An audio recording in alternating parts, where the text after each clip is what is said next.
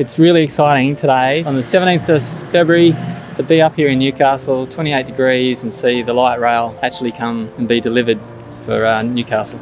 The project was a program of works. It was the truncation of the heavy rail line, the delivery of an interchange between heavy and light rail, and the delivery of the light rail system itself. And what that's done is it's actually broken down all the barriers between the harbour and the CBD. So it's really opened up and revitalised Newcastle. So right from the beginning of the project, we worked very closely with stakeholders, with council and with our government partners to develop a framework and a series of workshops that allowed us to actually figure out what mattered and provide a prioritisation around how this transport mode as a backbone fitted into the city.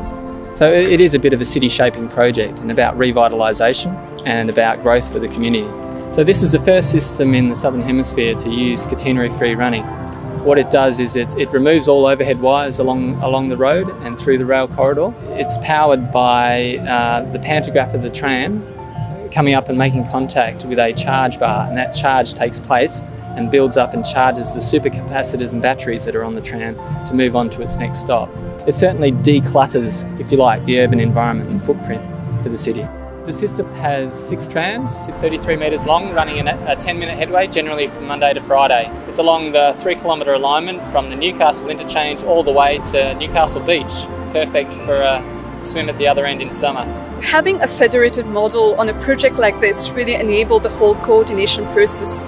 So when we did come to those meetings on site around here, we were able to use these models and really visualize what everything's going to look at the end. And that also allowed the various interfaces between the different disciplines to work together in a coordinated fashion to detect clashes, for example, with various utilities, urban design outcomes, the whole visual aspect of it, the whole community aspect to it. So I think it really pays to have this sort of tool developed up front on major projects, transport projects, to allow this coordination to happen. Managing the expectations of the community on a job like this and the businesses is a really key component. We did lots and lots of things. The most extensive I've seen on any job that I've been involved in. We had, between ourselves and the client, there were 10 dedicated communications people. And we did so many initiatives. We were always on the front foot, speaking to people pretty much every day on the project.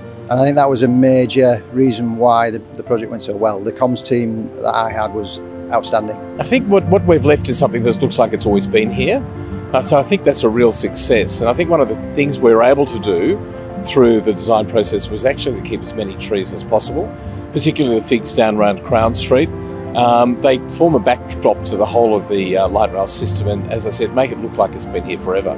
Credit has to be given to Transport for New South Wales, Downer and the design team, WSPA, for bringing ourselves together and being really good decision makers.